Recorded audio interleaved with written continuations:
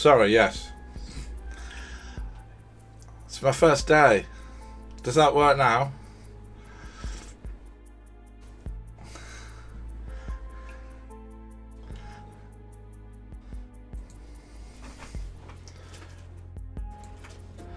So, ironically, I've got the closed captions working, but in doing so, I managed to turn off the sound. So, I mean, what's one step forward and two steps back, isn't it? Anyway, the good news is you can now hear me, and we have the closed captions working. So, if anybody has trouble understanding me or hearing issues or anything like that, you can now get a text version.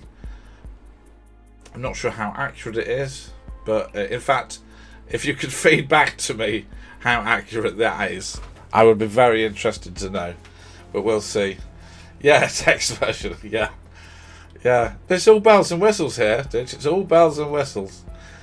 So firstly, thank you to Foxy. Foxy was playing this great little horror game. She's a variety streamer. She also does paranormal material and singing. And she came in with a great raid. I'm trying to get her to get a death counter on her stream, because I think that's funny, but she might not.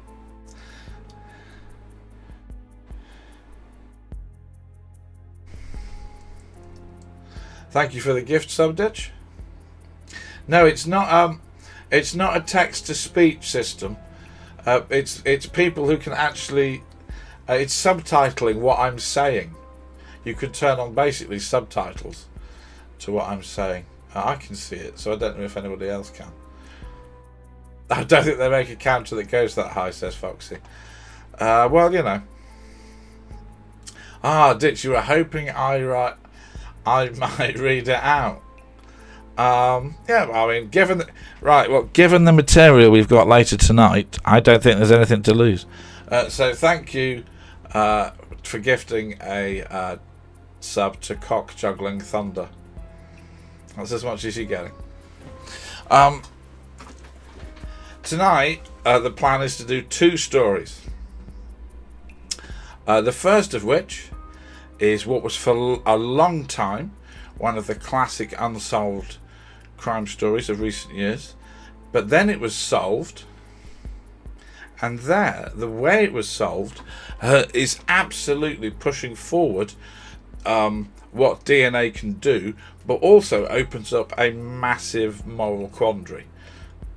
And if there's one thing I like, it's getting chat to talk about a massive moral quandary. Sadly, Ditch, there is no cat DNA involved in this. Obviously, cat DNA is not a moral quandary because cats are awesome. No, not dog DNA. I will get a dog DNA story, Ditch, don't worry. The next story is a much shorter one, but it is. So what I want to do here, I don't just want to be doing stuff that everyone's done over and over again, and I try and add value to that. And I want to be doing, new material. And a court case finished in Britain last week. So basically, we're covering this. I don't know, 5 days after the prison sentences were given out. So I feel that's quite new. It is a. I'm not going to make any bones about this. It is an extraordinary and disturbingly horrific case. However, unlike most true crime, it's the guys who are going to be disturbed by it. So cross your legs and strap in.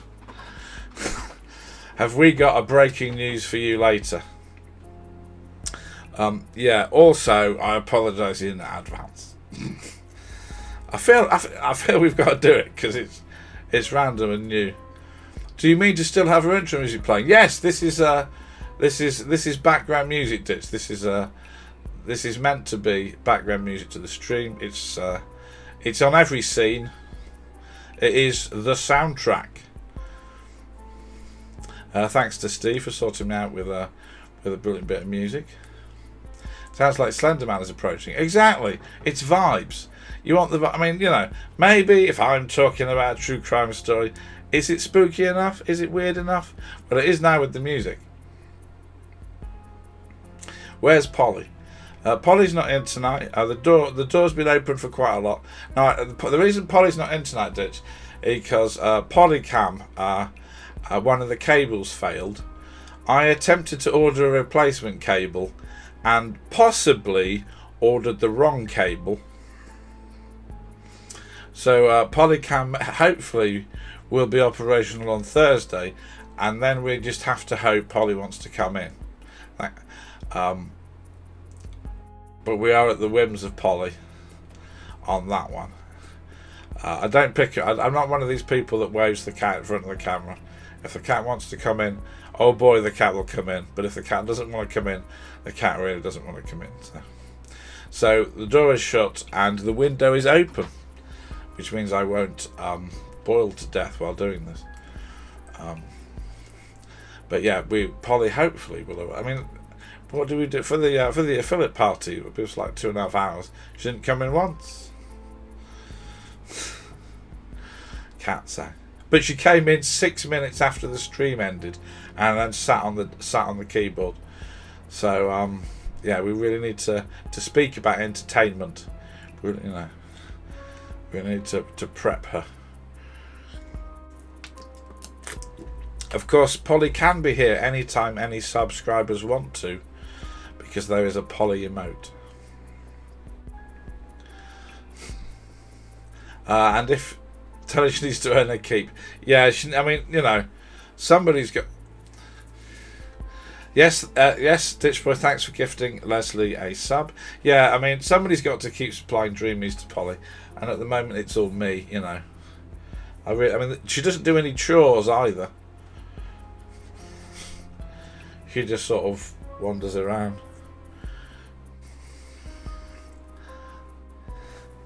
Making me spend money. But isn't that the beauty of cats? I'm going to give a really niche sci-fi reference now. In one of the last episodes of the original Battlestar Galactica, Starbuck is stuck with a Cylon on a planet and with a pregnant woman, and the pregnant woman gives birth, and the Cylon can't understand why the extra human is not useful, but everyone likes it, and that's pretty much cats, isn't it? Hello, Sydney. Good afternoon from Michigan. Excellent. I hope you're having great weather there. Hope that lake of yours is still good. Okay. Sydney is a great real life streamer. If you wanna get out of your house without getting out of your house, do give them a look. Let's do a few shout outs to the excellent people in chat. Oh wow. Now, did anyone? Oh, okay. I've completely failed to update the sub commands. That was supposed to have a picture of me on it. It did not. So that's failed. I love it. I mean, if 50% of it goes right, thanks very much, Ditch. That's very generous of you. Oh, Jimmy Neutron's got a sub. Jimmy Neutron is a very talented craftsman. Rico's got a sub. Embarrassingly, my other account has got a sub. Yeah, I registered the account that's got my actual human name in it because I thought that might be useful. I feel like, from a professional basis, if you're going to stream the Robert H. Wilde Crime Show, it would be useful to make sure nobody could register an account called Robert H. Wilde. So they can't. Yeah, thank you for the ditch sub, for the gift sub, Ditch. That's amazing. Do you want me to sub out? You can sub anyone you want, Ditch. Given you subbed earlier on, anything I can safely read out in chat is a winner. We've already found some words that you can sub that I'm not going to read out. So,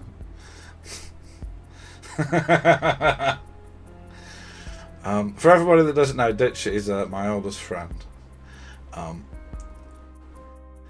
We met on my first day of school here. That's possibly too much information that Ditch wants given out. Thank you, Ditch, for gifting a sub to Cavernous Love Tunnel.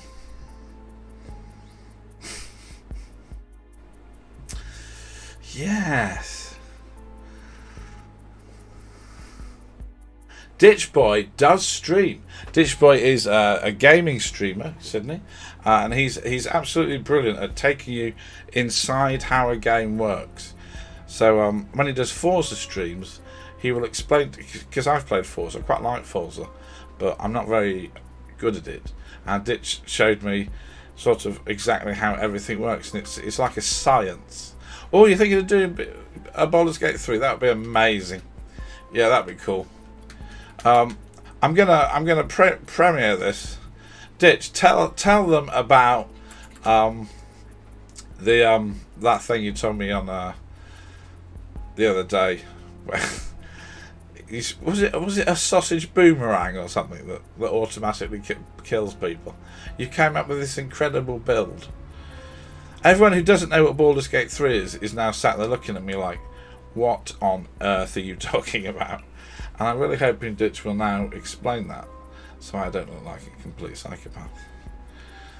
But Ditch knows his build, so if you see Ditch streaming Baldur's Gate 3, aspect, yes, right, here we are. That's it. So there's something you can do in Baldur's Gate 3 called Aspect of the Chimp that lets you throw food to blind enemies, and I believe he managed to find food that boomeranged back to him, and was some sort of incredibly powerful min-maxed comedy monster.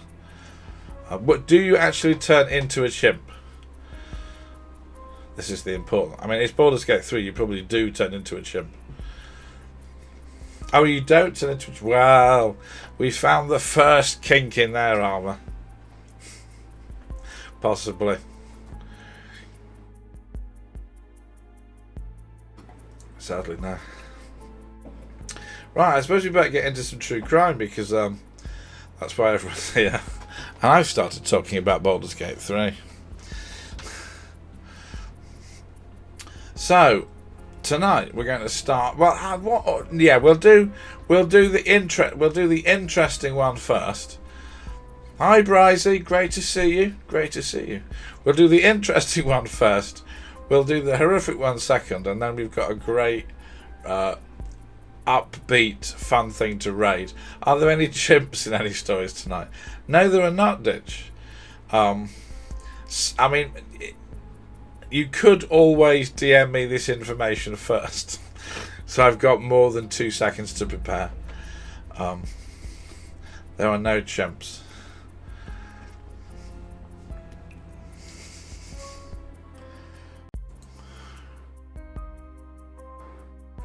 I'm pleased to say that the person I have wanted to raid for a long time is live, so this will be good later. I will surprise you later. It doesn't. Now, the first 2 raids involve cats. This does not involve cats. This raid involves an exceptionally accomplished streamer who's a master of his subject. Unlike me. Right. However, right, let's get into it. So the Golden State Killer. And then what I'm going to call groundbreaking genetic genealogy detective work. So there's a certain part of this where I want to ask you your views on its almost morality. But I will signpost that bit when we get to it. So just have fun first. If talking about a serial killer is fun. I always feel a bit weird about that. But I think, you're here. So in a sense, the Golden State Killer didn't exist until 2013. When researcher Michelle McMara decided the best way of capturing a man who had committed a lot of crimes was to give him a single recognisable name. Before this, the Golden State Killer was frequently referred to as EARONS, E-A-R-O-N-S, which is an acronym derived from the killer's history. The problem is, for many, many decades, police thought that this man was 3 different people committing 3 different sets of crimes in different parts of California. Some police had been trying to catch the Visalia ransacker, some had been trying to catch the East Area rapist, and some had been trying to catch the Night Stalker. Now, please note, over time it has been definitely not a man and not a chimp. Yes, because we have the DNA, so I can assure you 100% Now, don't ask that question during the Jack the Ripper stream, because I cannot assure you 100%. Even though I don't think many people... I mean, Jack the Ripper's got many theories. I'm not sure Chimp in a Suit has yet been advanced. So there's definitely a book in that ditch. Get it on Amazon. It's not going to be worse than some of the others. Bit of shade there. Why not? Why not? A bit of shade on some of the true crime out there. I think that's fair. Ditch Boys manking around, yeah. So the Night Stalker has become 100% identified with Richard Ramirez. In order to get around this, they renamed this guy's Night Stalker the original Night Stalker. So if I forget to add the word original, you know we're only referring to the Golden State Killer, whose name we will get to in a second. So the police thought there were a lot of different criminals performing a lot of different crimes. In all, these criminals would have been responsible for at least 13 murders, over 50 rapes, and hundreds of crimes like theft and intimidation from 1974 to 1986 across the state. But over time, law enforcement realised that these weren't three people. They were one person who'd moved about and changed what he did. And DNA was fundamental to that realisation. And in the end, DNA caught the Golden State Killer. But not his own DNA. There is a twist as good as any best-selling crime novels. Isn't robbery unusual for a serial killer? They sort of a lot of them start out with a bit of it, but the scale that we're going to see in this is definitely unusual. They do not normally have these career changes. That's probably offensive, but never mind. And that's partly how he managed to get away and escalated. So this is the story of Joseph James D'Angelo Jr., the Golden State Killer. So, Joseph James D'Angelo Jr. Was born to the original Joseph James D'Angelo and his wife Kathleen on the 8th of November 1945 in Bath, New York. He was one of 4 siblings, as a brother and 2 sisters. For a while they moved around following their dad, who was in the military, before they settled in Rancho Cordova, and the dad was posted away. The family stayed. Joe ended up often looking after his siblings and was notionally adopted by the family of his friend Judy, who considered him a son. His mum took a new local husband. For those wanting to understand why Joseph Jr. would want to go on to commit these crimes, his sister later claimed that the father had abused him, and he had also witnessed one of his sisters being abused while they'd been stationed in West Germany. All these claims are unverified, unlike a lot of what we'll get to. Now, from this point on, there is only one Joseph, and that's the killer, so we can forget about the dad for a while. Joseph had a sport-filled schooling, which he mixed with petty crime and violent attacks on animals. Again, that's very normal for a serial killer. In 1964, he joined the Navy, was in the Vietnam War on various ships, and then returned to school. At college, Joseph pursued a police career. That is a bit unusual for a serial killer.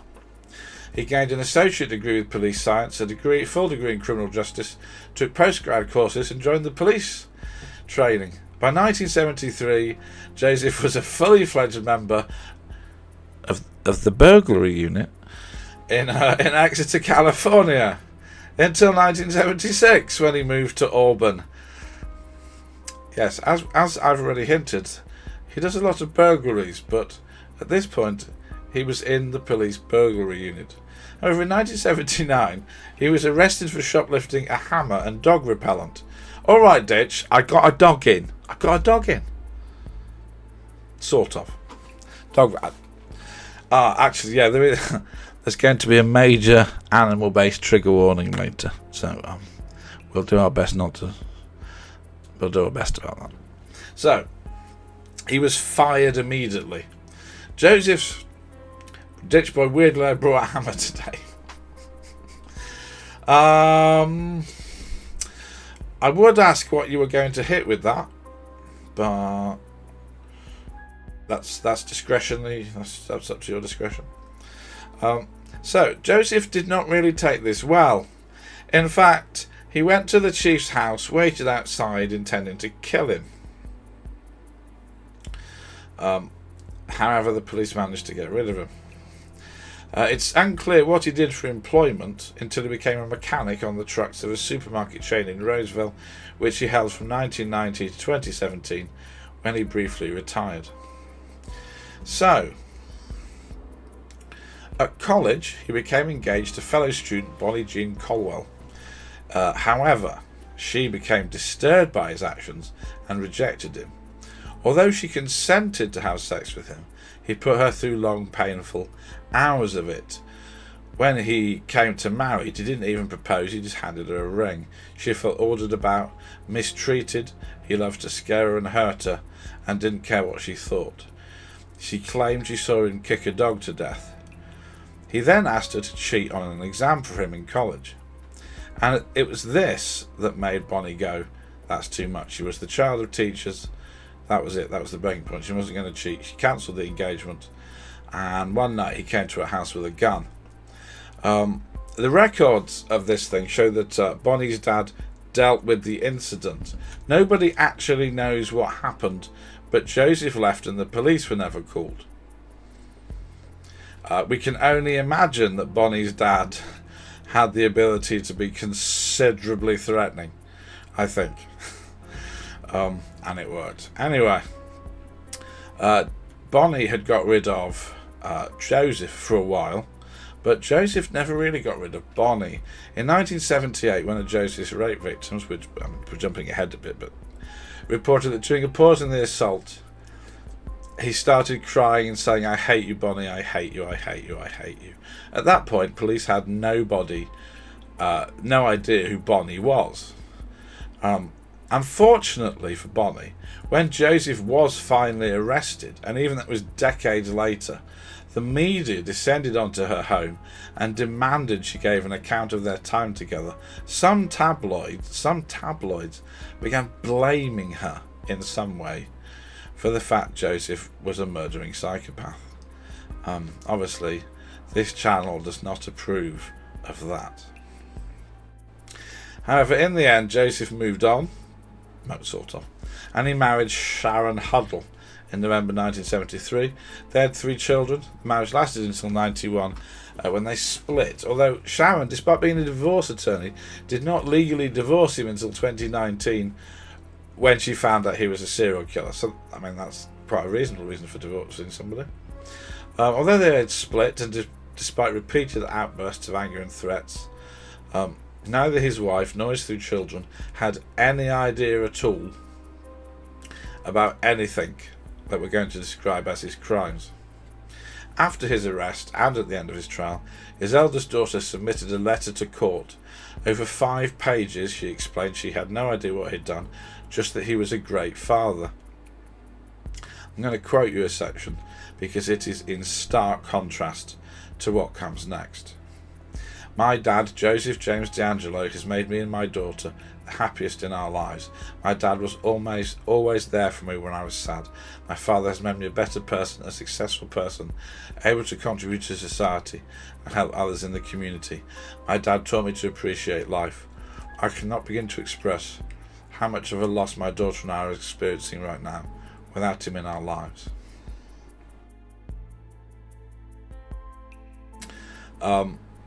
Which, although heartfelt, does seem a bit tone deaf considering what it was discovered he did.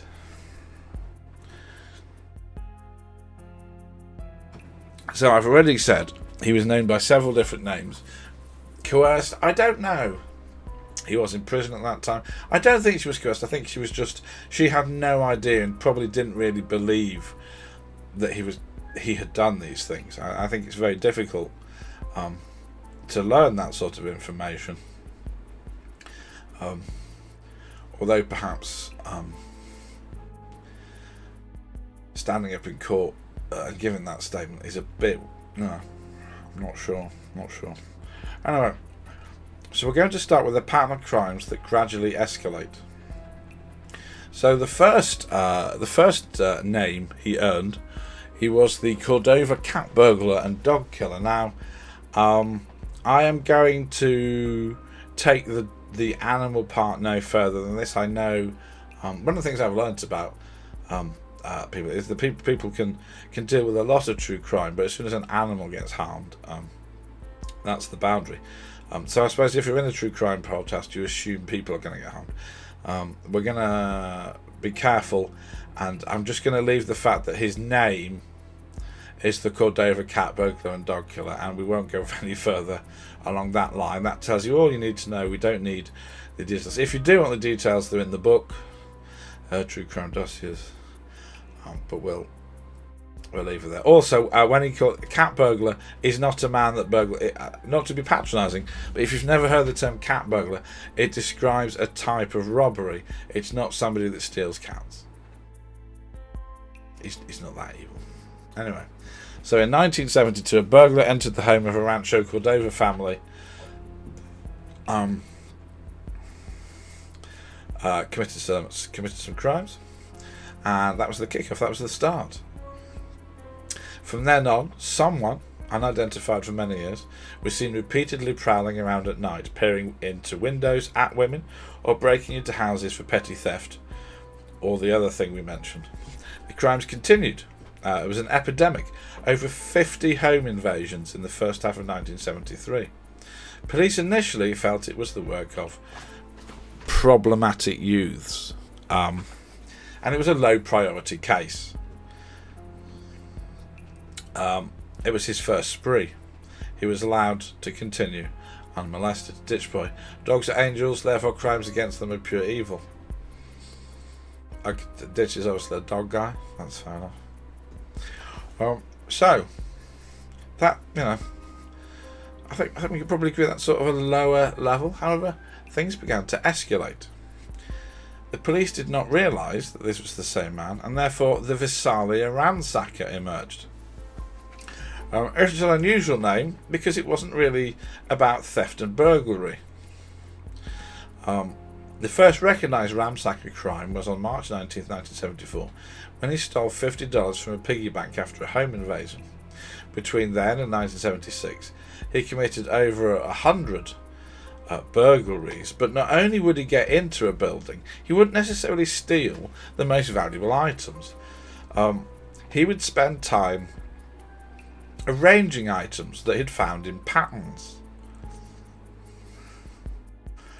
He would move underwear and piggy banks, but he would leave rolls of cash. He was breaking in, not for money, but to live out whatever strange fantasy he had, hence ransacker. He would commit multiple crimes on one day, and on the 12th of November, and on the 30th of November 1974, he committed 12. Ditch. Now this is sounding more like someone who might go on to kill. Exactly. This is a story of escalation, let's say. Near the end of the ransacker's crimes, even though the police did not know who he was, the police were staking out areas they felt he was likely to go. In December, the prowler was spotted several times at the same property, spying on a 19-year-old woman. The police set a trap, and on December 12, 1975, Detective William McGowan attempted to arrest a masked man in the backyard. There was a struggle, shots were fired, and the masked man fled. The police were certain this was the ransacker, as he left behind a collection of unusual stolen goods. And that might have been it.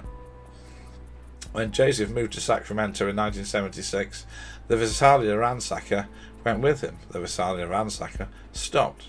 But police never stopped looking and wondering who was this man.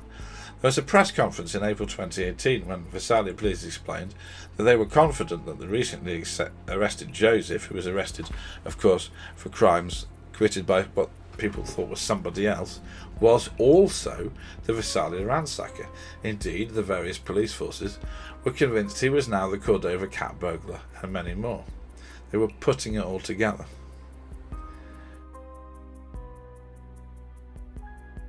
There was just one thing that they realised. The Visalia ransacker did more than break into places. He had actually killed someone.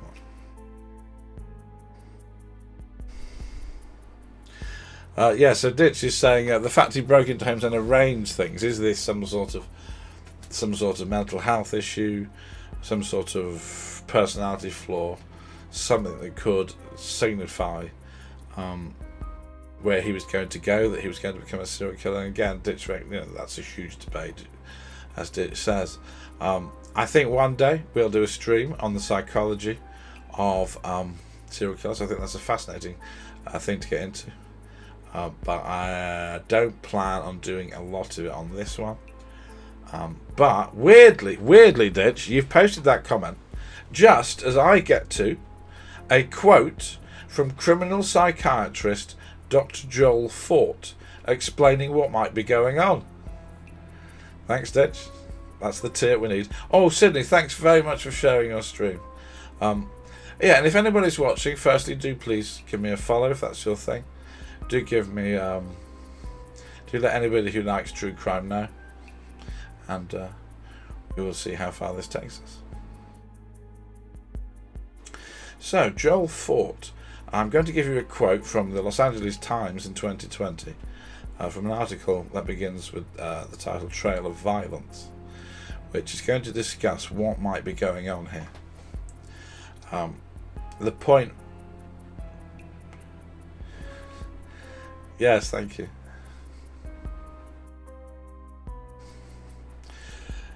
The point wasn't money, but seeing people's intimate possessions. The subject may very well enjoy the high risk or danger of the whole matter. The primary motivation for the crime is sexual.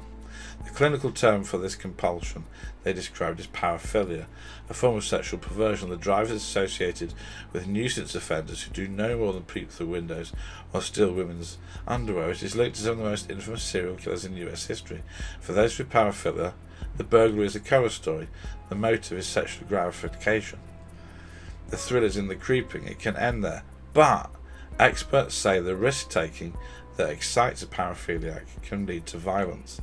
A deep body of forensic research documents the links between fetish burglary and sexual murder, and at the far end of the nightmare spectrum, erotophonophilia, lust murder.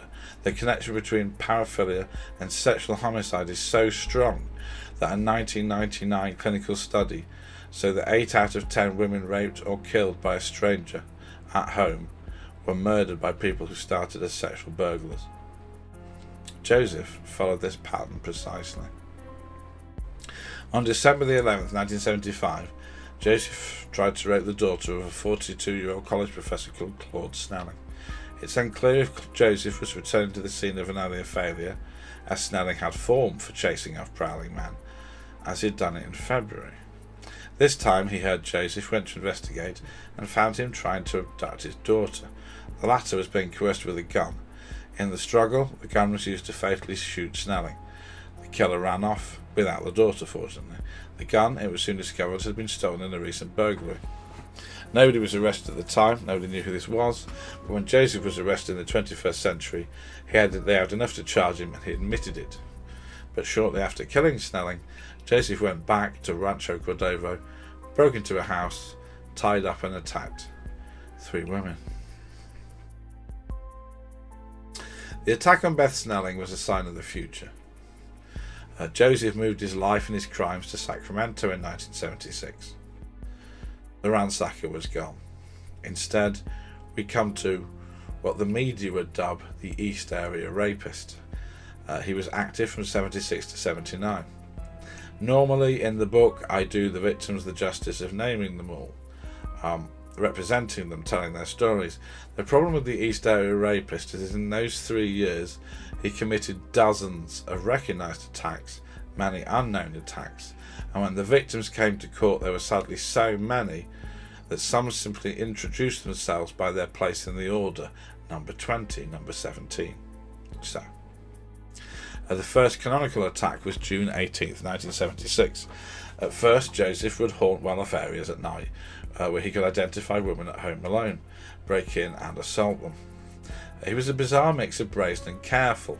Attacks were often near things he could use to quickly and invisibly escape down, like back trails. But he was frequently reported as a prowler as he reconnoitred the area first. He liked to ring victims to check their movements. He would often break in, set the scene up ready for when he would come back and break in when people were there. But he was also able to change his process. When the press warned women he was targeting lone women and to have company, he moved on to attacking couples, families, and anyone, no matter what company. He'd spend days prowling and stalking the victims, appearing in their windows. Then he'd start, when they were asleep, wake them up, threaten them with a gun, ask for money and food, have the women tie any men or children up, threaten to kill anybody if they made a noise, take the women elsewhere in the house, repeatedly rape them, and then move between the rooms. Joseph was entirely performative. He wouldn't leave after he'd committed his crime. He'd burgle the house, he'd sit and eat food, he'd hang out for a while. Eventually he would disappear with his trophies, and the victims wouldn't actually know if he had gone for a long time. Husbands would often be tortured, and a favourite trick was to tie a husband up, place something fragile on their body like plates, and so if he heard them clinking, he'd kill all of them. Panic and terror were in the air, and the media fed it, along with Joseph's actions and sales of locks and guns and sword, but it didn't do any good. Joseph had a habit of breaking into an empty home, removing all the bullets, and then coming back later to assault the owner, who would find out that the gun had no ammo in it. Just says, this is sounding like the worst person you've covered so far. Yes, I think it is, but we are building to an ending that is both fascinating and groundbreaking and controversial. So stick with it, it's worth it. I think. Possibly. Police tried their best to keep certain details out of the media, but they were alarmed that people were inadvertently helping him. All too often, police investigating a rape would find evidence that neighbours had seen a suspicious man, locked their own windows, and not told any of their neighbours. When people did act, it was gangs of armed vigilantes. Tragically, the victims in this era had little in the form of counselling and support, and almost nothing in the form of justice. If you're wondering how one man can go on this massive spree, I regret to inform you it was not one man. Just 1 in 16 rapes in the state in that era ended in a conviction. When it did, attackers often got just a year. It was a horror show in terms of a legal system. In an era before DNA, the police had very little to work on and no training to help the victims. At the time, police only suspected that the East Area rapist had committed a murder. Brian and Kate Maguire, a young military family, went out to walk their dog, a poodle, and were found shot to death. They were in Rancho Cordova, where the rapist was very active. It was night time, and his favourite method of binding a shoelace was found near. Nobody really could connect him until Joseph was arrested, and it was proven, and he admitted it, pleading guilty. The rapes were a sort of power trip against women, but also the male partners. Modern police believe some of the couples were picked so the man could be humiliated as an equal part of the crime. Sadly, over half the couples who had been assaulted in this way split up. But as you've noticed, there was another escalation. Brian and Katie were murdered, and soon after, Joseph moved once again. The East Area rapist stopped. The original Night Stalker started. He was now in Southern California, and he began killing people in a series of murders that lasted from 1979 to 1986. The first deaths were on December 30th, 1979, when a middle-aged couple called Robert and Deborah Offerman were found dead at their home in Goleta, and they had been tied up and shot to death, although it looked like Robert had managed to get free in an attempt to fight. Police worked out that the killer had stolen a nearby bike to escape. This was something he did throughout his entire sprees, often escaping and abandoning bikes. At the same time, somebody was performing a burglary spree, smashing up homes, stealing trinkets, harming animals. And then one day the police discovered something else. The footprints and method of binding matched those taken from the scene of an earlier assault, when on October 1st another couple in Gillita had suffered a break-in, were tied up and managed to scare the attacker off. Detectives investigating the East Area rapist came over to speak to those working on this.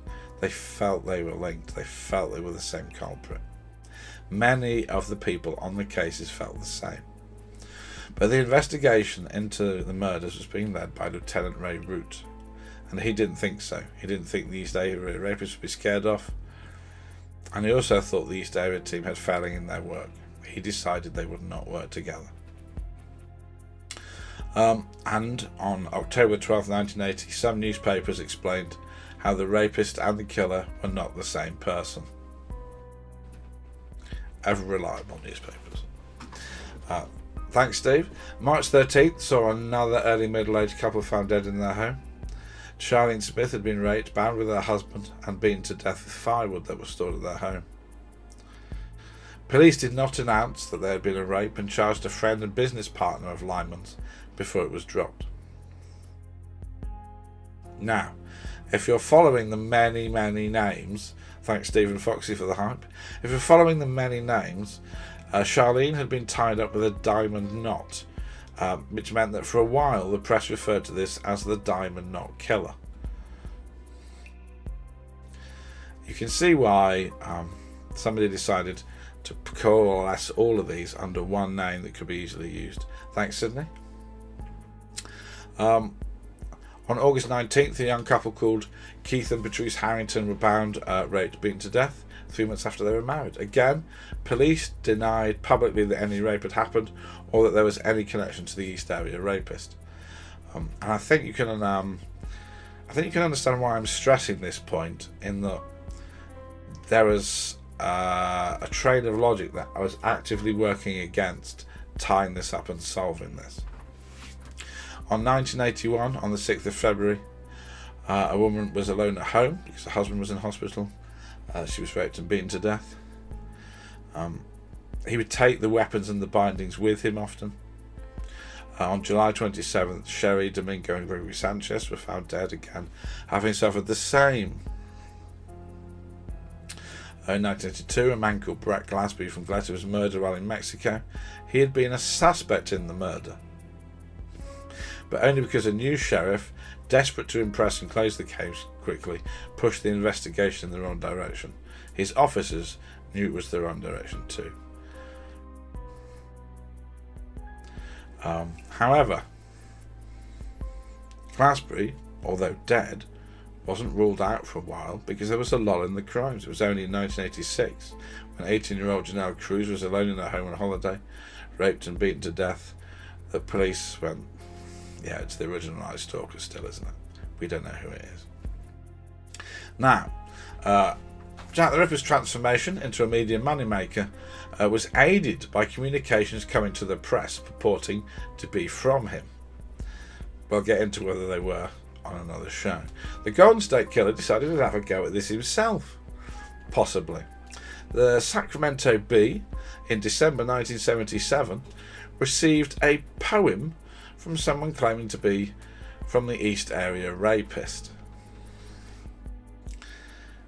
Chat. 1 for yes, 2 for no. Do you want me to read the poem? Because I have it. It's in the book, and I have it in front of me. They're just straight in with a 2. Do not read the poem. It's not actually. No, it's not. Right, I should give the context. It's not actually like a gruesome, gory, random, brutal poem. It is genuinely something that you could read out. It's weird, but it's not like, I mean, in one of the streams I refused to read out the transcript of a video because it's horrific. This is not horrific, it's just a bit weird. But I will, chat's right, we'll skip it. Perhaps because story's too dark, we don't want to humanise him. Yes, perhaps reading out his poetry is humanising him a bit too much. So we'll skip it. If you want to read it, it's in True Crime Dossiers. So, The Golden State Killer made multiple phone calls to law enforcement and the media, saying who he was, saying you guys can't catch me, saying I'm going to do it again. On December 9th, 1977, he actually rang up a victim to say Merry Christmas, it's me again.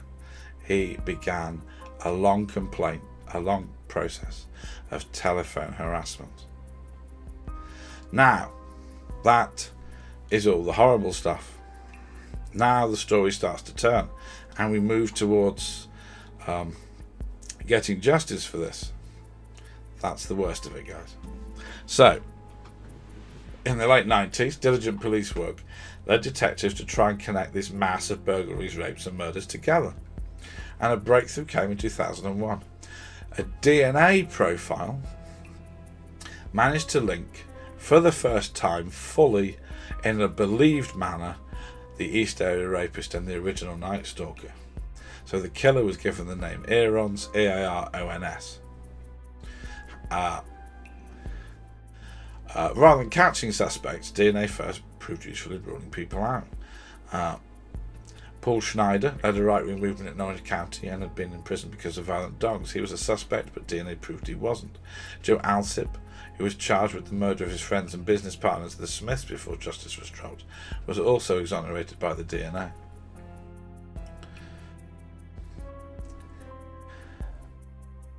And now we get to Michelle McNamara, a remarkable journalist and crime writer.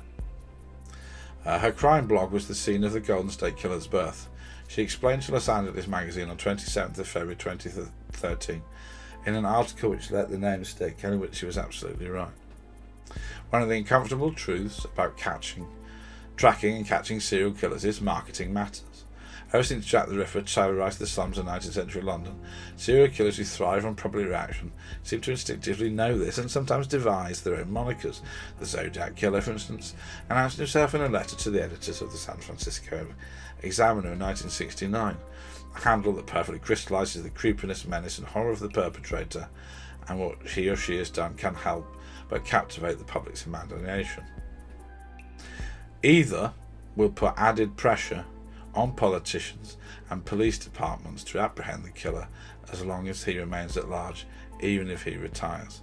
It will linger with the popular culture long after the perpetrator has been caught. This killer has benefited from not having a proper name, and therefore, we've had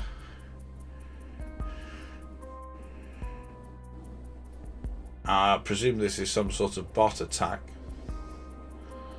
Probably not got 8 million followers.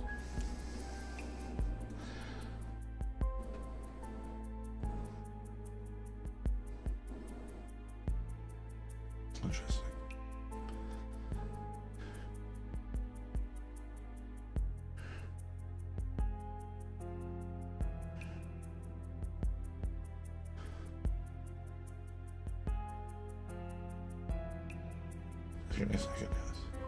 Just give me a second, guys.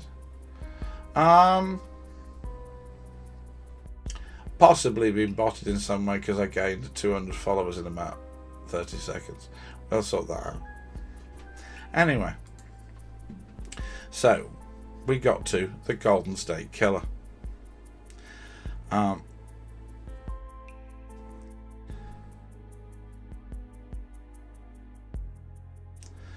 then things changed in a way that will change crime history forever.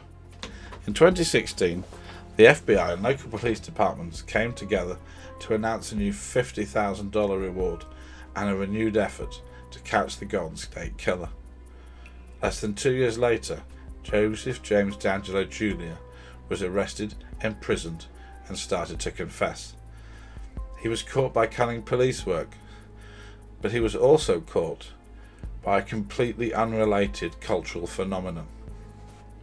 So genealogy has always fascinated people, and family historians have been around for decades, but for most of that time, finding your ancestors involved trips to actual record office to look at heavy old physical files. I've done some family history myself. It's a lot of looking stuff up. With the internet, files began to be digitized And people began to find new ways of making the process easier. One way to take advantage of cheaper and easier DNA tests was to upload your DNA to databases of like-minded family historians and see what matched. So imagine what would happen if the police took some DNA, uploaded it to a genealogy database, and saw what matched. They did, and it was an immediate success. The brains behind it was Paul Holes, the District Attorney's Office in Contra Costa County's head of forensics. He managed to build a Y chromosome profile in 2017 from a rape kit of the East Area Rapist, and he used a free website called Y Search to try and find a match. The web DNA part of this story gets the headlines, but it's useful to remember that the many years in different locations of the crimes meant that, in the 2010s, there was evidence forgotten in dusty corners of many evidence rooms waiting to be found. And he found a partial match. They teamed with the FBI to get a subpoena and forced the website to give details on the account. The website did so, but Holes and the team went to the suspect, but he was an elderly gentleman in a nursing home who was uninvolved. He was too distant a match.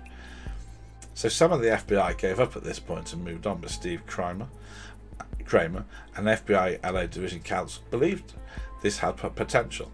He spoke to a judge and other experts and deemed that the situation was legal enough and with enough potential to push on. The pair searched for 4 of these other rape kits in dusty corners and found one from the Smith murders.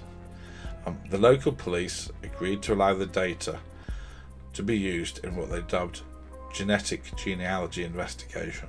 So, in the initial explanation given to the public, investigators said they took a DNA profile from a Golden State Killer rape kit and uploaded it to GED Match, what's called a personal genomics website with public information. There was a match of between 10 and 20 people who were on the system.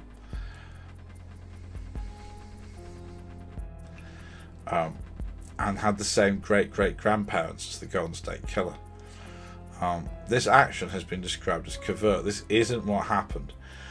While this information was described to the general public as involving the genetic information of people, which those people had made public and was so freely available to police. In truth, the police's first port of call was the Family Tree DNA service, which allowed the police to set up a fake account with the new DNA profile, and also to GED Match. There wasn't a close enough match to continue there, but then there was a breakthrough.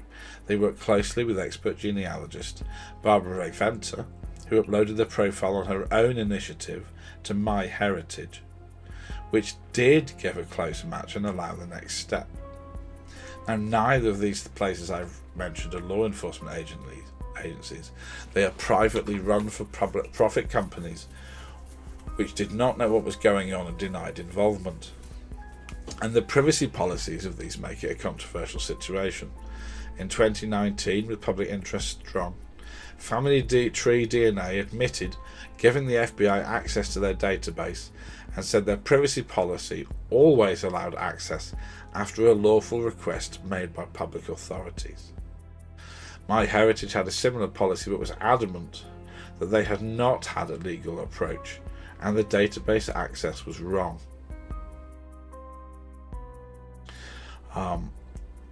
Kramer is alleged to have said, "Law enforcement is entitled to go where the public goes." This allowed the team to construct the DNA match into the large family tree, which they worked their way through to see if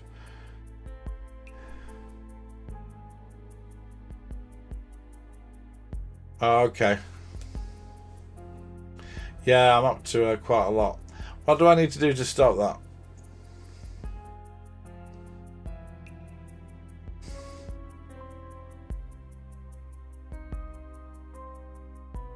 Okay, we'll leave it for now.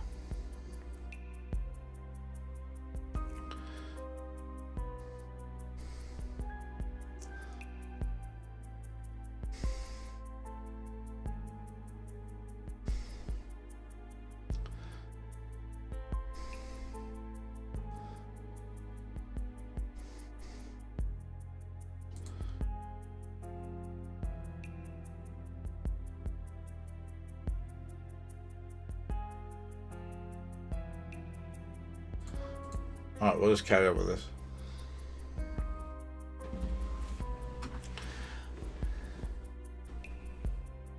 So, they worked their way through to see if they could find any member with the sort of profile that would have allowed them to be the Golden State Killer. They had some prime candidates. One was swiftly ruled out by a DNA test on the suspect's sister, but now they had access to female DNA, which allowed another profile to be built, this time on Ancestry.com. This left 6 male cousins as suspects. Driver's license records were pulled up so the police could look at the photos of their eyes. Only with it, one had the blue eyes survivors had reported it. Was this the suspect, a man called Joseph James D'Angelo Jr., the killer? The police took samples from Joseph's can and rubbish bin and found they matched the killer. At one point, an investigator found himself alone at Joseph's home, wondering whether to approach him, but he retreated, and Joseph was arrested on April 24th, 2018. Joseph made an odd sort of confession. He said he did it. He said he did it because Jerry, who lived inside him, made him do it. Recording equipment caught him saying to himself, "I didn't have the strength to push him out. He made me, he went with me. It was like in my head. I mean, he was a part of me. I didn't want to do those things. I pushed Jerry out and had a happy life. I did all those things. I destroyed their lives, so now I've got to pay the price." His ex-wife pushed for divorce. His children said they had no idea. With this conclusion to the case, the relief of capturing such a prolific killer and rapist overwhelmed many questions about how the DNA was used. Cheryl Temple, Chief Assistant District Attorney for Ventura County, said, "I have no concern whatsoever about the legality of anything that was done. I don't think anybody has any question about how this case was solved." The statute of limitations meant by 2018 Joseph could only be charged with 13 murders and 13 kidnappings, not the massive rape and burglary spree. Facing a 10-year multi-million-dollar trial, a deal was made. He would plead guilty if he was not to be executed. Because of social distancing regulations and massive public interest, the hearing where Joseph pled guilty was held in the I've just been yes. Well, I suppose that's handy. At a second hearing, it was held in the Sacramento State University Auditorium, a 2,000-seater venue. At a second hearing, he was sentenced to 11 consecutive life terms, without the possibility of parole, for 13 murders, and an additional consecutive life term for 13 kidnappings, and 8 years for weapons charges. He's currently still alive and in prison.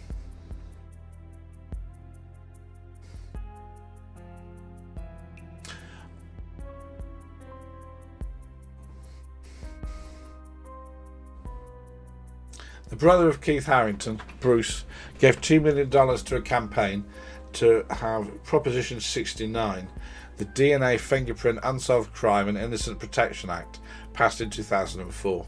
It allowed the California legal system to automatically connect DNA from felons. In addition, in 2016, California ended the statute of limitations for rapes and sex crimes for everything occurring going forward. This DNA database had proved hugely effective in solving cold cases.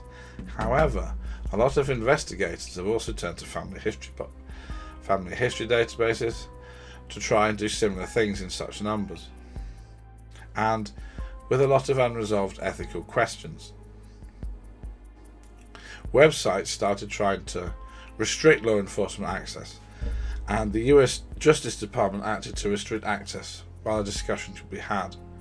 The power and insight of this new, suddenly existing mass DNA database has seen other people convicted, such as the NorCal rapist, but has also seen people falsely accused.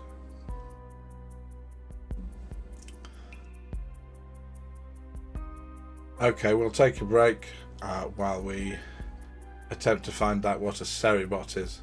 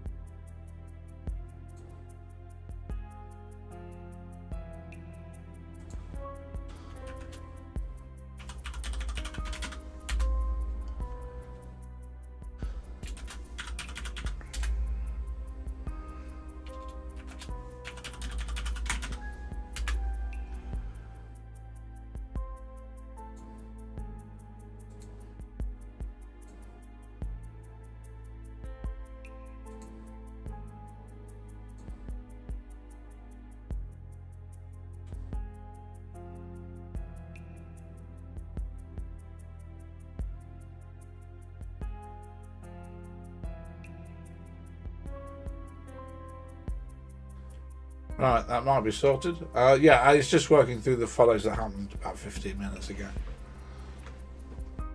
If that's getting annoying, we can probably turn that on.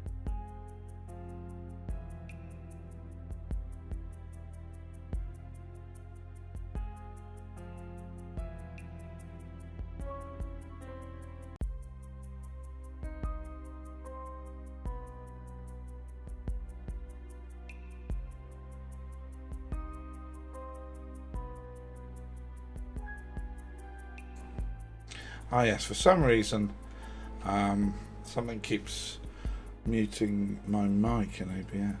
Anyway, so the world suddenly discovered in about 2020 that there existed a vast DNA database of millions of people who had committed no crimes. And that DNA database was mostly held by genealogy companies. So, what does that actually mean? What in practice does this mean? Well, science.org ran an explanation of where there is now and where it's going. Is the audio working now, Ditch?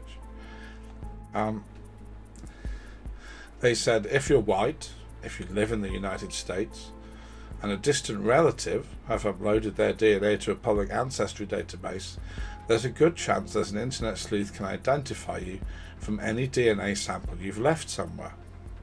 That's the conclusion of a new study, which finds that by combining an anonymous DNA sample with some basic information, such as someone's rough age, researchers could narrow that person's identity to fewer than 20 people by starting with a DNA database of 1.3 million individuals.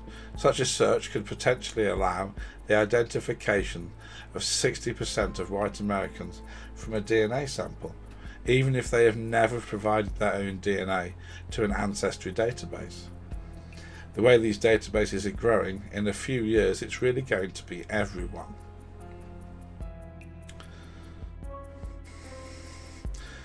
As you can imagine, there are some problems and some issues with the idea that a database exists, that somebody could just pick up your cup in a copy shop and then get your DNA.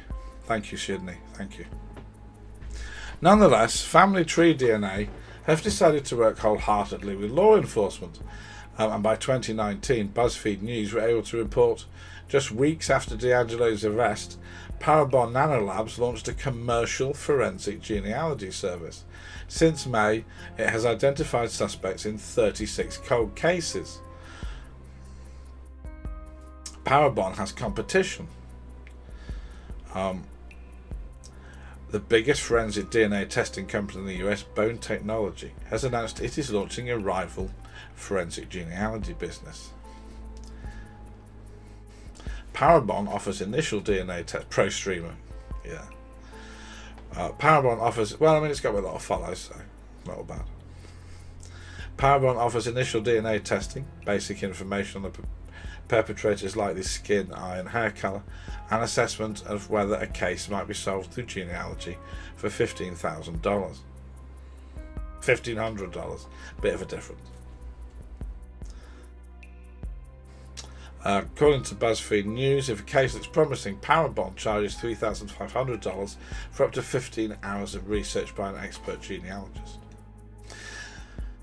As you might expect, actually, you might not be expecting what I'm going to say now. The Golden State Killer's victims had very different views about this. Jennifer Carroll, whose parents' murder the DNA came, said DNA should not be something one Googles. Anytime you are using a DNA service, it's between you and the service. If you make a conscious decision to share, that's fine, but it shouldn't implicate your relatives. But Debbie Domingo McCullum, whose mother was killed by Joseph, said laws weren't broken but practices were banned. Still, investigation by nature, it always has tended to include a little bit of deception. The truth is what's important. And now we return to Michelle McNamara. Sadly, she died in 2016 before the Golden State Killer would be identified. In her half-written book, which was finished and polished by her editors, she predicted everything. She said, unfortunately, neither company will work with law enforcement, referring to ancestry websites, citing privacy issues in the terms of service. If we could just submit the killer's actual genetic material to one of those databases, the odds are great that we would find a second or third cousin, and that person would lead investigators to the killer's identity. So that's how the Golden State Killer was caught, and that's where we stand at the moment with an evolving discussion about whether this wealth of information which sits on computers should be, could be, will be used by law enforcement. So I appreciate that's a bit of a long, grueling story, but I hope you appreciate that. I hope you find the ending is sufficiently fascinating. And I'm now going to throw it over to Chat's view on what might you want. Ah yes, Steve's asking Ditch when he's streaming next. That's a good question.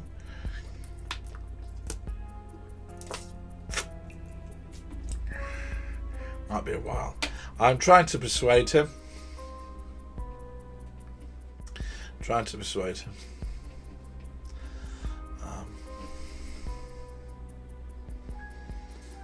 Yeah, I'm the same, Ditch. So it's an interesting question.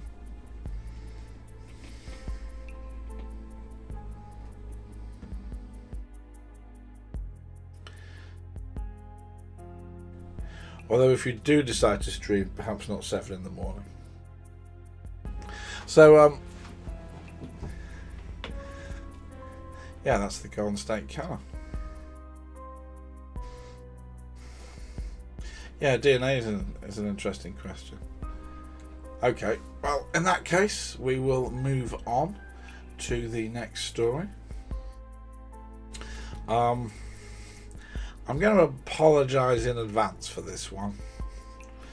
Alright, I'm a bit worried because Ditch referred to the last story as dark. And that is a bit of a worry because this one's worse. I mean, if that story is dark, I'm not really sure what this one is. Some Lovecraftian nightmare in the heart of the universe, probably. Hey Thelonious, good to see you.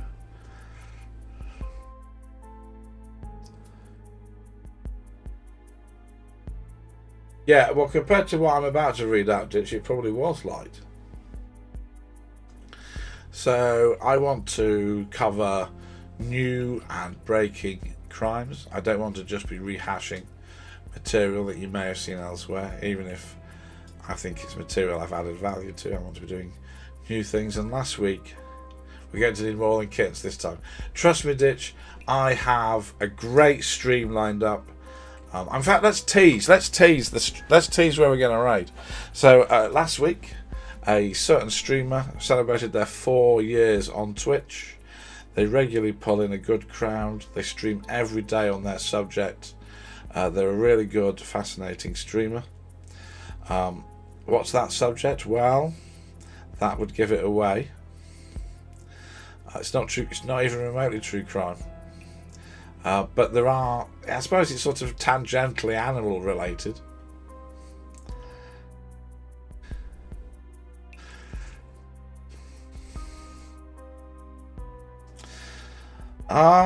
Yeah. Perhaps we ought to do the raid then.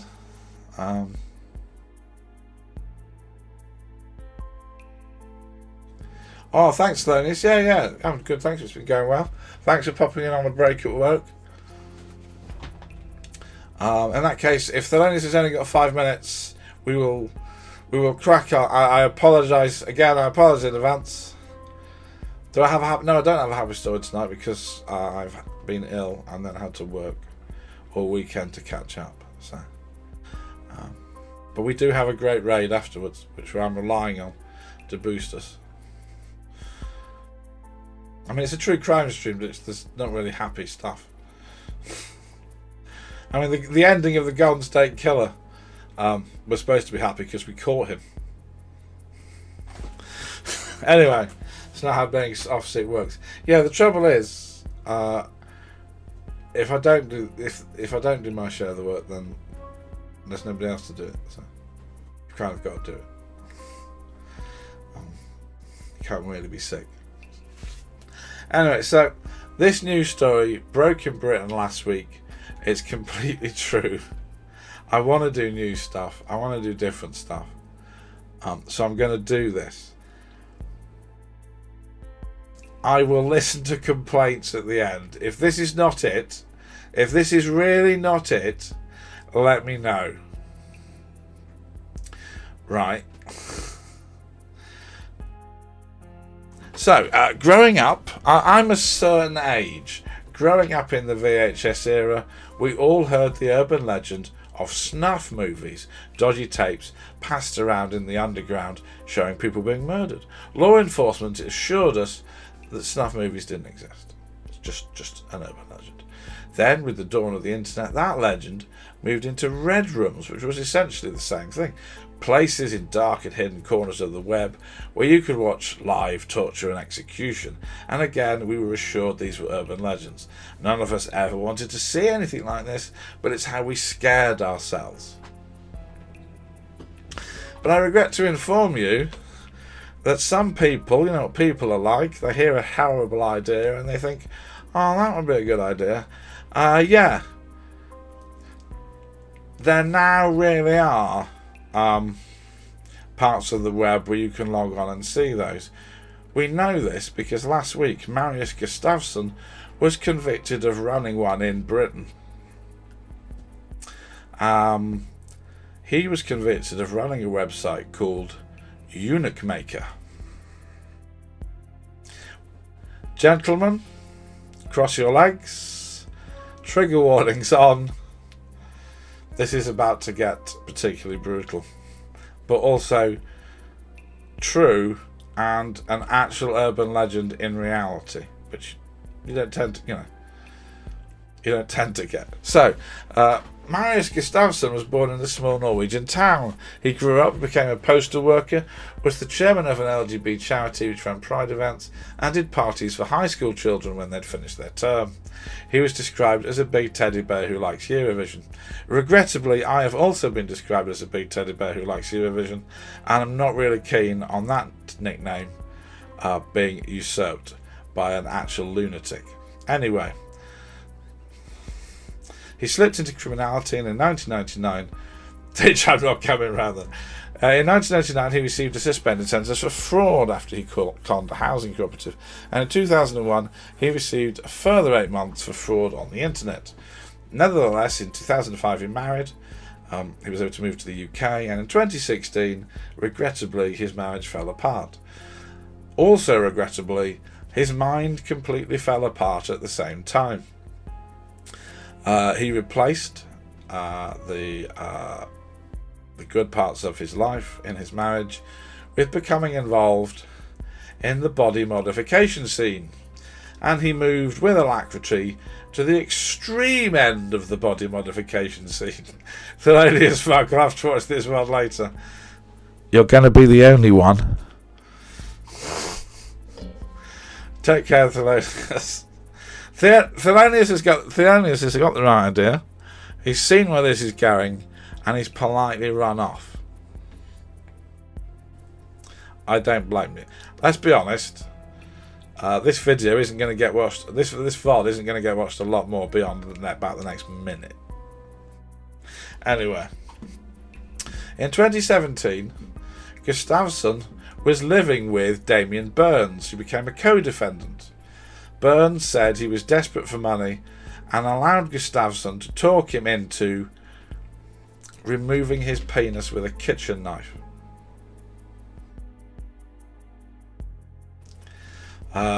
Burns was sick after and was appalled. Gustafsson seemed to be quite into this. Well, Ditch is also well ahead. Gustafsson was into this, and in 2019 he had a nipple removed and froze part of his leg. Now, this is a technical expression which means putting your leg in dry ice long enough that you then have to amputate it. Gustafsson thought this was good. He was into this. This was not upsetting. The trial tried to explain that he had feelings of empowerment and greater acceptance of feelings of himself and contentment within his own body. Also, as he was now a wheelchair user, he racked up £18,000 in benefits payments. I mean, you know, I'm a female, just a bloke's handle. I didn't know that. Is Thelonious Monk a bloke's handle? I mean, I know who Thelonious Monk is, but I never kind of assumed that was. Anyway, stick with it. So Gustafsson liked this. He was really into this, but obviously you only have one penis to cut off. What's the solution? Find some other penises. So he set up the website Eunuch Maker and said he would help other people with body integrity dysphoria. He also wanted to make a lot of money. So the plan was simple. Use the website to recruit ill people who felt they wanted to be mutilated, invite them round, stream those acts online for paying customers, and then give the victims some of the money. There was a level of free access on the website. Some people were paying £100 a year, and everybody was tuning in to watch what was essentially torture porn. He had a team who helped him. None of them had any medical qualifications. They would bring people to the room, get them high on drugs, tie them down, and cut bits off them. Some victims were as young as 16. Wasn't there a chap in Wales who cut off his own bits with secateurs? Yeah, I think there was. One video shows Gustafsson cooking freshly removed testicles ready to be eaten. Some body parts were kept as trophies. Some body parts were sold over the internet because he had a buy it now button. You may be wondering what the audience possibly could be for a website where you would have to pay £100 to watch people have their balls cut off. In 3 years, was it 3 years? When did he start this? 17, 19, 20. In a year, he made nearly £300,000 and had over 22 visitors. The website was taken down in 2020 after a tip-off by a victim. When they raided Gustafsson's house, they found his penis in a drawer. The scheme was described in court fairly as gruesome and grisly human butchery done for a mixture of sexual gratification as well as financial reward. It was also extremely dangerous, and they were able to dig out multiple 999 calls of him ringing for medical help, lying to offer other explanations of how these injuries possibly happened. One victim described that he had the Eunuch Maker initials EM branded into him with a hot iron. Now, the people Gustafsson persuaded to be victims needed psychiatric help. He was talking them into it for fun and profit. His defence team said, and I quote, he wanted to put a smile on people's faces. One victim had perhaps a much more balanced description as, he's a lunatic. He was charged with conspiracy to commit grievous bodily harm, 5 counts of grievous bodily harm with intent, 1 count of making an indecent photograph of a child, 1 count of distributing an indecent photograph of a child, and possession of extreme pornography. He pled guilty and was sentenced to life with a minimum of 22 years. 6 assistants were convicted of GBH with intent and given sentences ranging from 12 years to 4.5 years. Yeah, just says ambulance hit me again. My mate was making a smoothie while I was naked and fell over. I know that's the 3rd time this week. It does make you wonder how many of those comedy, someone rang up 999 and said they've got an aeroplane stuck up their arse calls is actually something actually more horrific than you're imagining, even though they claim they were doing some decorating and fell on their model kit.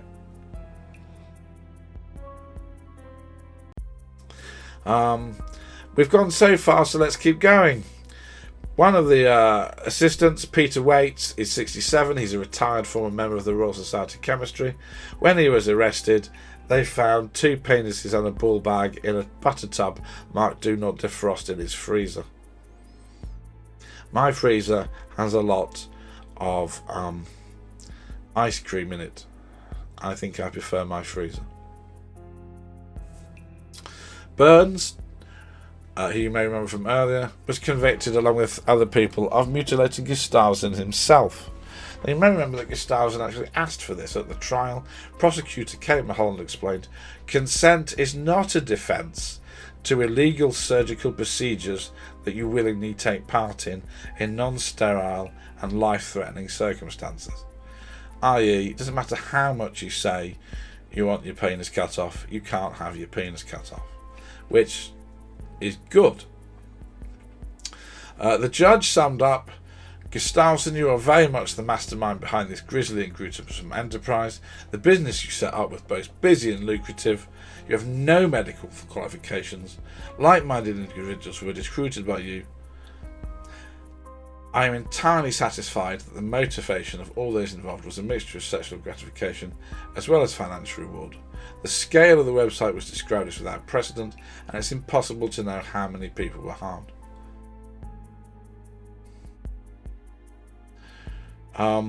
But of course there's a problem, and the police have recognised there's a major problem here.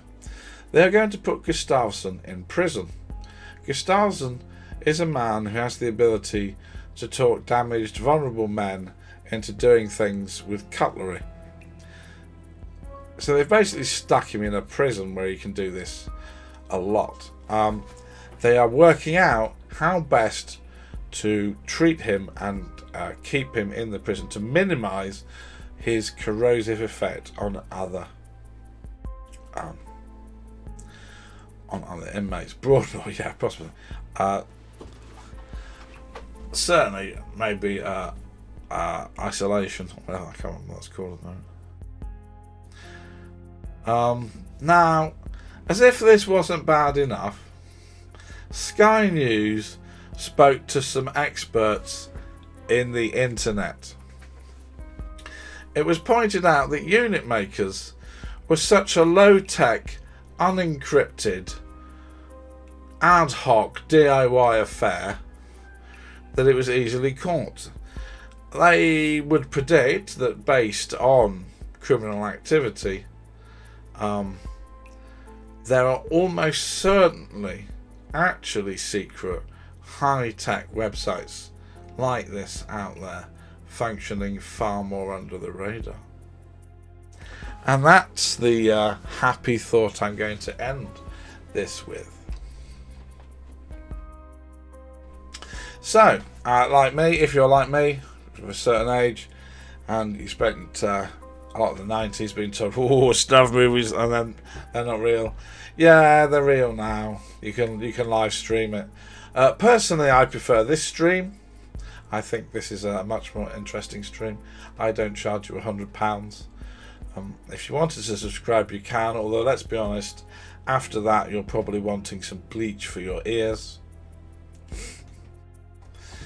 which I will do my best to provide in a minute. So how are we all feeling about that one? Yes, we will get round. I believe he's called Mr. Vise. We will get round to him. Oh, don't you worry, he will be coming up. We did this one now because the census was handed out last week. Oh, great to see you enjoying it, Sydney. I'm going to be honest, I got halfway through that, and I did expect to see the viewer count drop to about -10, because I'm not really sure that was necessarily a fun story. Weirdly, this one could be considered less dark. Yeah, I mean, weirdly. I was writing this one today going, well, we had a good run, lads. That's the end of the streaming career. Right, well, amazingly, everyone's still here. So that fills me with slightly more confidence that this is going to be a worthwhile endeavour, and I'm not just going to break you all every 20 minutes. So, is there any news? There was something I wanted to talk about. Did I write it down? No, I didn't. Can I remember what it is? No, I can't. While I try and remember what it is, let's try another little innovation for the stream. Let's close my notes and let's open up crimeandinvestigation.co.uk has This Day in Crime. It's the 14th of May. Before anybody asks, I started this on the 14th of May. This is the 14th of May stream. How about a poll? Yeah, alright then. We will have a poll. That's a great idea. I'm all in favour of polls.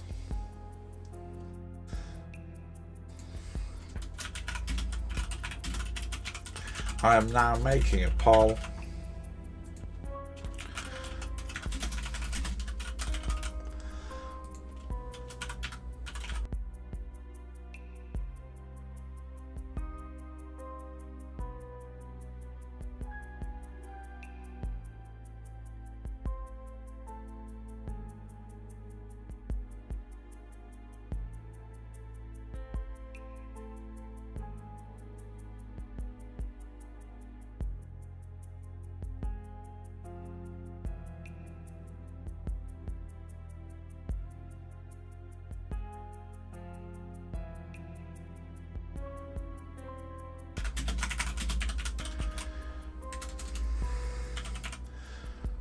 Actually, we need to talk about the text-to-speech in a minute.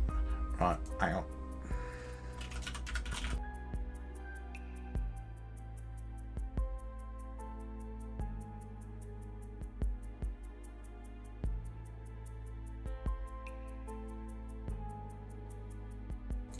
Right, I really need to... Right, that's because... Right, I know why that's happened. The M on my keyboard mutes and unmutes me. So when I typed the poll, it muted me. Alright, that's something to work out. Thank you for that. So, while we wait for the results of the poll, and we will do This Day in Crime. When 26 million... So I need... Yes, obviously I've not written this. I need to... This is crimeandinvestigation.co.uk/thisday. I'm just going to... So I think that's a full reference. I think that's fine. When 26 million was stolen from Northern Bank, the serial numbers of 150,000 £10 notes thought to be stolen were released in the hope they could trace the robbers. That didn't work. So today is the day that £240 million worth of notes were reissued in a different style and colour. Therefore, all the old currency became invalid. So essentially, the bank had to completely issue all their notes in a different way to stop people using the robbed stuff. No one has ever been charged.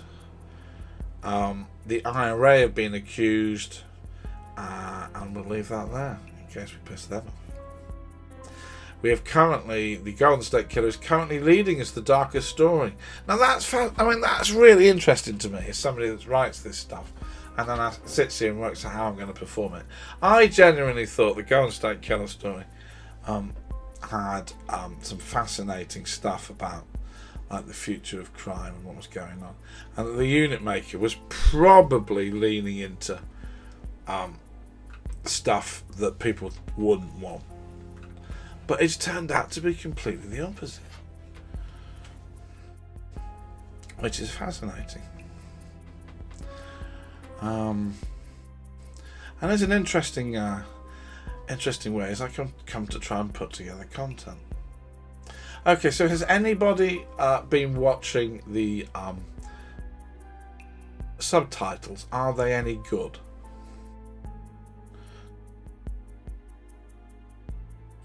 Wasn't dark just weird? Well, okay, that's cool. That gives me that really helps me calibrate what to do going forward. Yeah, okay.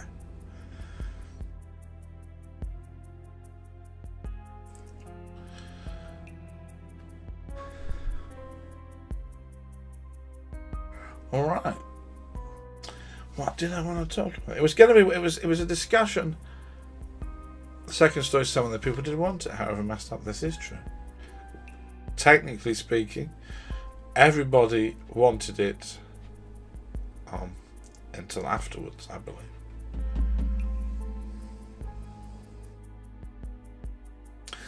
It was going to be a content discussion, something I could do. Now I can't remember. So I feel sitting here trying to remember. No one in the first two would have volunteered. That's correct. That's correct.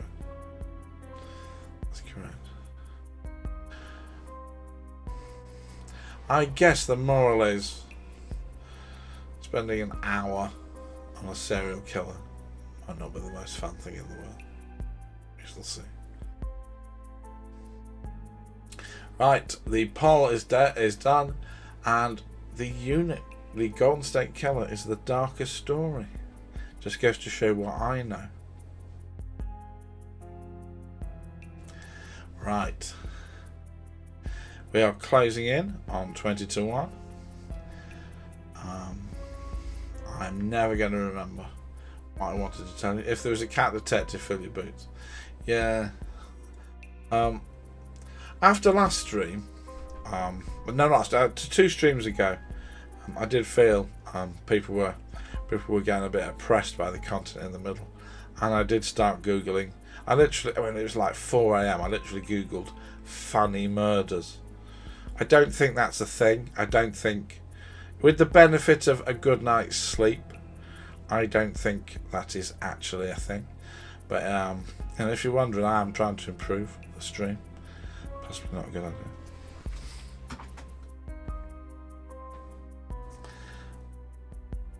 And if you are wondering, if you do Google funny murders, there are genuinely results where people have written like, "Here's a funny one." Maybe people respond more comfortably to a justice ending. Yeah, but I mean, both those stories had people being caught. It's the unsolved crimes one that might be a bit of an issue. Particularly the person with cookware. Well, yes, I think that's the thing. And you're doing it as somebody that's gone on for 30 or 40 years. There's a lot to get through. Even if they were caught in a space age sort of way. Right. Well, thank you everybody. I think we'll call it a night there. And this means we get to stream someone I really like on Twitch. They've lived most of their lives free. This is correct.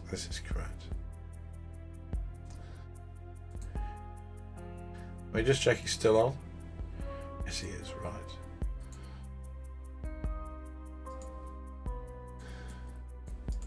So, I'd like to introduce you to a Twitch streamer called Paleontologizing. He is a fully qualified paleontologist, and he covers all aspects of that era. I mean, I was going to introduce him as, we're going to go to the dinosaur stream. I'm not sure he wants me to refer to him as the dinosaur stream, given that he's an expert in vast areas of prehistoric knowledge. But essentially we're going to get into the dinosaur man, and he can talk about dinosaurs. No, do not go into chat and go, "Are you the dinosaur man?" let's not all go and get banned. I hope you. I don't know if anyone's in the mood for some paleontology chat, but I just really wanted to give you an introduction to this chap. If anything, he's the sort of thing I should be aiming. His sort of quality and subject that I should be aiming for. I do like watching him. So there we go. I'll go there. You know, coaching us to say something on a raid is the usual form. Yes, I know, but I don't have a raid command. I don't have lots of things to post. I'm not sure if I'm not sure how into that I am. I like to go in so you can watch people and meet them. So the person who gets thrown is recovery. All right. Well, I'm very much of the mantra of improve one thing every time. So in this stream there were 2 improvements. Can anybody in the stream tell me are the visuals better? I should not have such terrible. I watched these back and they weren't good. Are the visuals better? I think I re-smudged the cam because I did clean it. It was okay yesterday.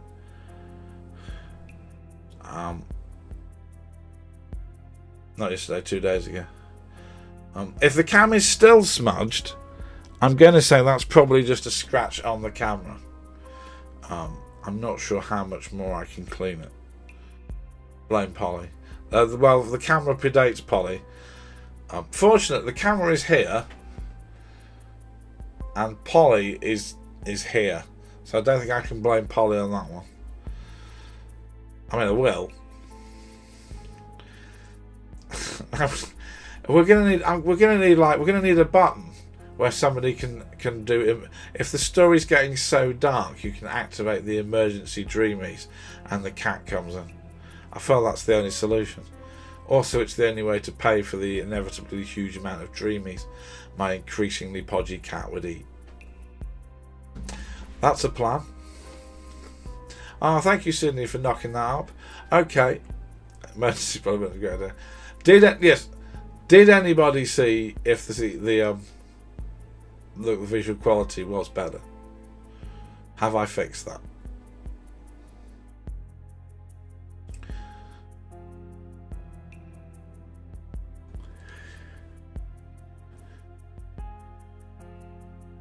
Okay.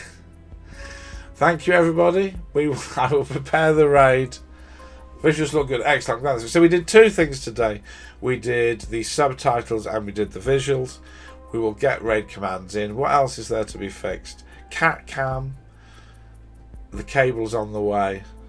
So we're moving on. Mic muting. Yeah, I'll change the hotkey. Yeah. Also, importantly, get some better material. All right. You think the M's the bad problem? I've only just decided to connect my computer to a LAN. Think the M's nothing. I've been streaming over essentially a wind-up radio. Right, let's crack on.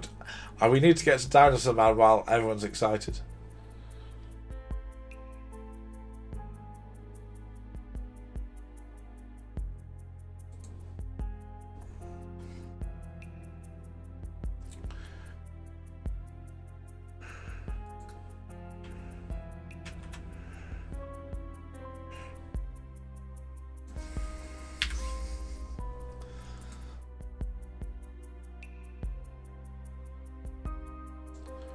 Okay, good luck everybody. I do really appreciate you being here and helping me do this, and the audience, and I will be back on Thursday. God knows what subject we'll get onto then. I hope you appreciated some breaking news and some classics, and take care everyone.